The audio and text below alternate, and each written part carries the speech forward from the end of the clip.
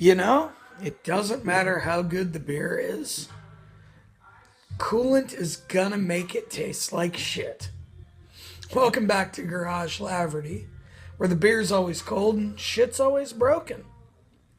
So, last we talked, I was in Europe. I was sitting in a parking lot outside a ferry terminal. Cold, shaking, frustrated. Playing with my brand new bike though, so it was all good. I'm now back from Europe and back on the project. And we're in the home stretch. It really doesn't look like it, but I swear we are. So, at this point, as you can see, I've got stuff hanging out everywhere.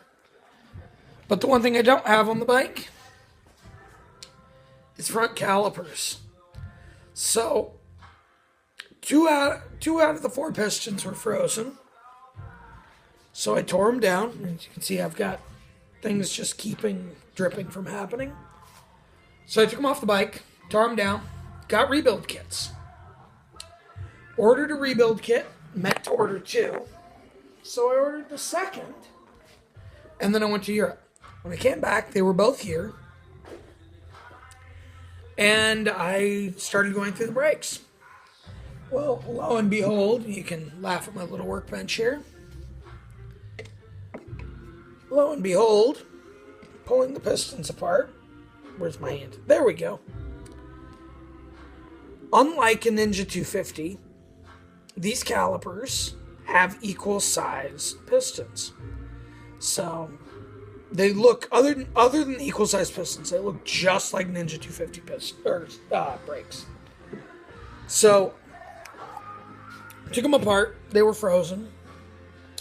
And in the process of tearing them apart, before I really figured out the way to go about it, I managed to take one of the pistons, and if you'll focus, you fuck. Hang on. Come on, focus. There we go. Maybe. Okay, well, if nothing else, you can see the bright spot right there above my thumb. Yeah, that's where I managed to scuff the shit out of one of them. Maybe I can force focus.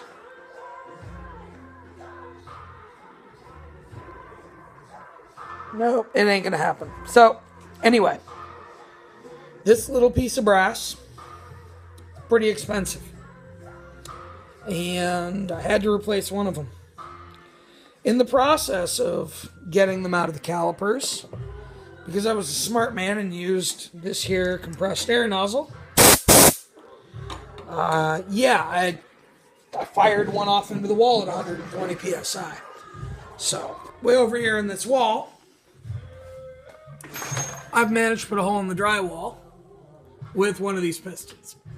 Thankfully, I didn't get in the way of it, but it was shenanigans. So I got all 4 of them out. I've actually repainted the calipers. They're now a beautiful silver shade of dupla color. And I went down to my local dealer going, hey, I need one of these pistons. Gave him the Japanese part number. Big shock. Dude couldn't find it. So we looked up the Ninja 250 parts, and I'm like, I'll bet you the small one's the same. So I looked up my Japanese piston on a Japanese parts site. No longer made, no longer looks up. Looked up the small Ninja 250 piston, and it resolved to this bike. So luckily I was able, on about 2 days' notice, I've got 1 day left of waiting, to get an American piston that should be exactly the same as what I scratched with a pair of vice grips. Jaws were padded, vice grips gave out, everything was terrible. You will not believe it, but those pistons are about $50 a pop. So, yeah, stupidity should be painful and expensive, and sometimes it is. So, when that extra piston gets here, I will take this one and throw it away.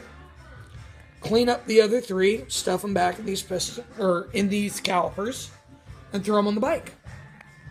The other thing I needed to do while I was waiting, though, was figure a way to sync the carburetors. Now, Motion Pro wants like $90 for their tiny little manometer. And from all reviews, it's a hunk of shit.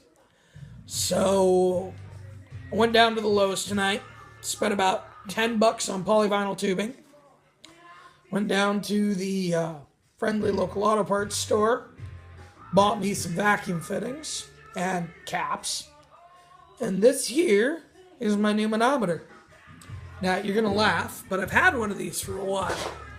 And it's been living over here, tied to my shit shelf. So, it has been here, and it worked a treat for the Ducati.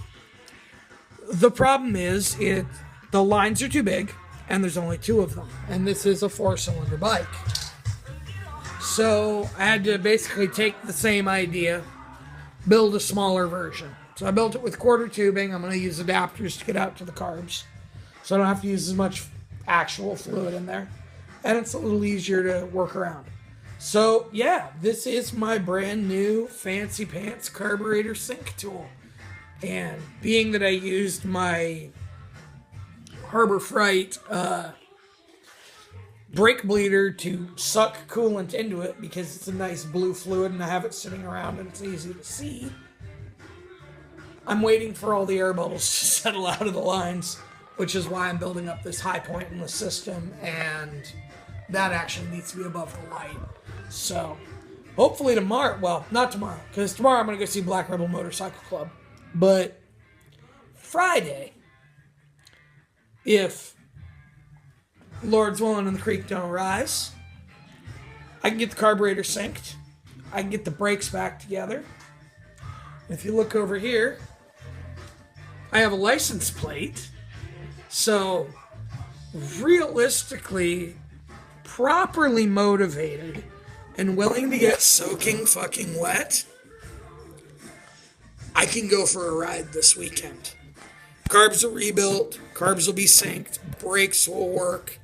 The bike starts, needs more gas, and I was an idiot the other night and accidentally left it on prime. So I have a nice big gas puddle across the floor, so I'll have to go buy more gas. But yeah, if I do it right, come Saturday, I'll be able to go ride a bike. So until then, I know it's pouring down rain out here. Hopefully it's dry where you are. And given the chance, you'll go ride a bike.